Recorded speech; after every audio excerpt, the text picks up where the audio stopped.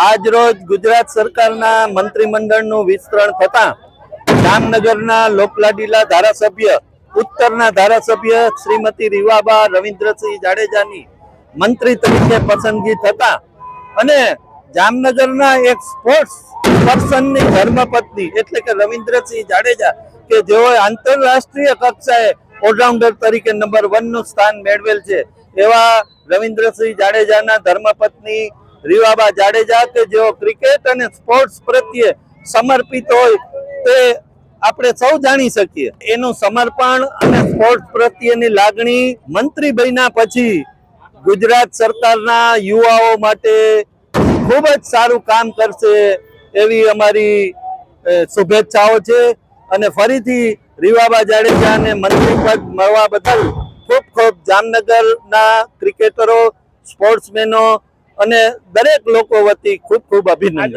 એમને મંત્રી પદ મળતા અહીંયા સ્વેચ્છાએ જામનગરના ક્રિકેટરો અને ક્રિકેટ પ્રેમીઓ અને વાલીઓએ ફટાકડા ફોડી અને એનો ઉત્સવ મનાવેલ છે કે ઘણા વર્ષો પછી જામનગરને આવું મંત્રી પદ મળ્યું છે સ્પોર્ટ્સનું, એટલે જામનગરમાં સ્પોર્ટ્સનું ઉન્નતિ થાય એવું ચોક્કસપણે કામ થશે એવી મને ખાતરી છે।